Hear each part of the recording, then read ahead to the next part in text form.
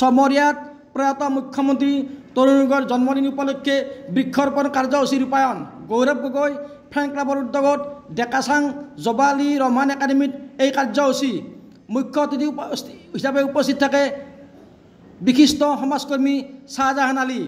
বিশিষ্ট সমাজকৰ্মীগৰাকীয়ে বৃক্ষৰোপণ কাৰ্যসূচী ৰূপায়ণ কৰি প্ৰাক্তন মুখ্যমন্ত্ৰী তৰুণগড়ৰ বিষয়ে যথোচিতভাৱে ৰাইজৰ আগত ব্যাখ্যা দাঙি ধৰে।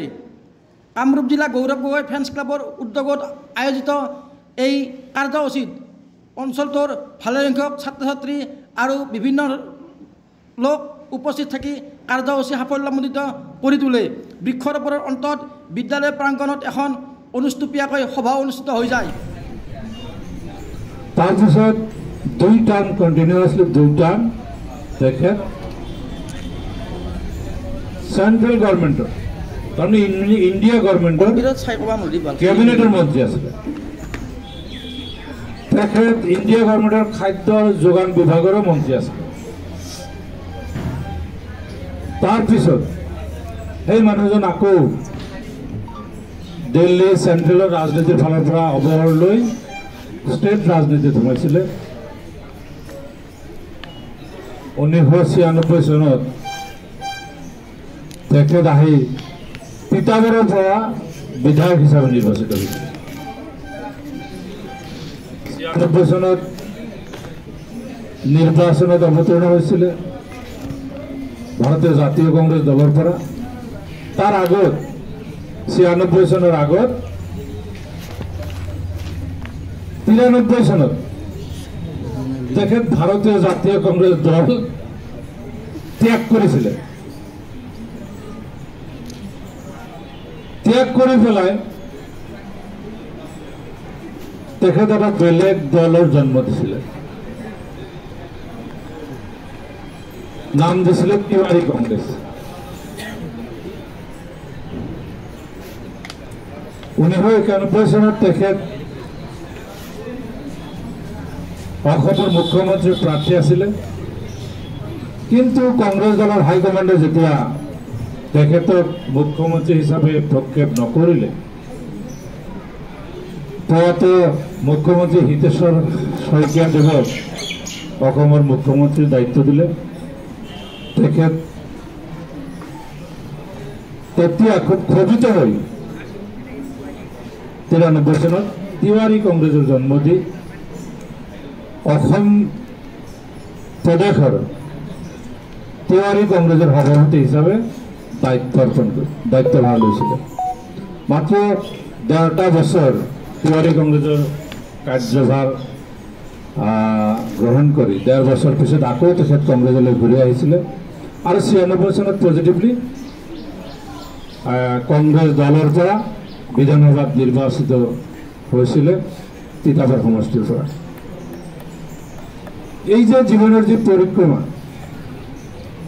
96 চনত বিধানসভাৰ নিৰ্বাচন খেলি বিধায়ক হিচাপে নিৰ্বাচিত হ'ল।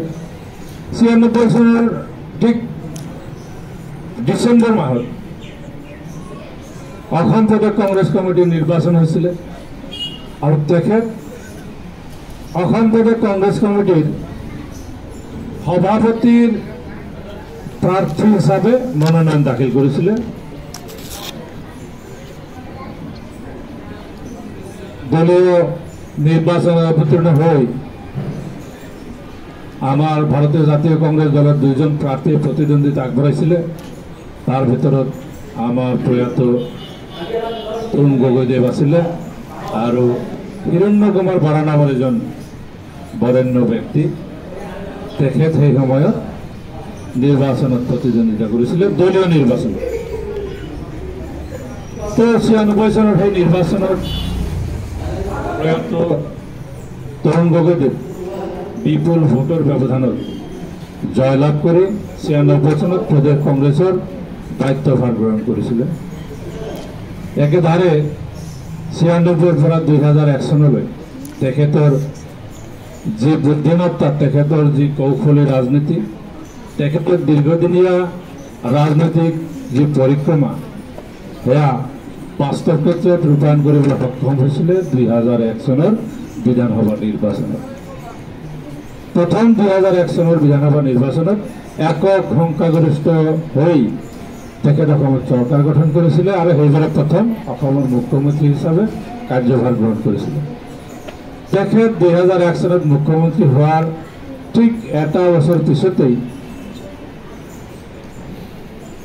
বছৰ পিছতেই পঞ্চায়তৰ নিৰ্বাচন হৈছিলে।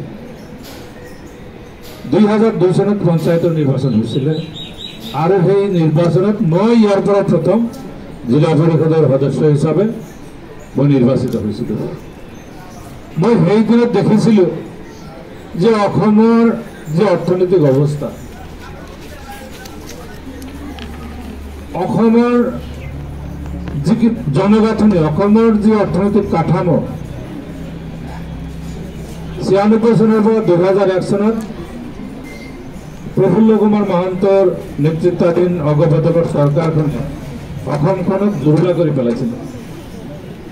এনেকুৱা এটা অৱস্থাৰ সৃষ্টি হৈছিলে যে সেই সময়ত আমাৰ চৰকাৰী চাকৰিয়ালসকলক মাহেকীয়া দৰমহাটো দিবলৈ সক্ষম হোৱা নাছিল।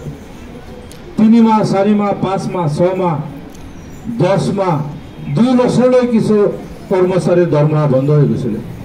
তেনেকুৱা এটা অৰ্থনৈতিক জুৰুলা অৱস্থাত অসমৰ এই বাঘজৰীডাল প্ৰয়াত মুখ্যমন্ত্ৰী তৰুণ গগৈদেৱে হাতত লৈছিলে।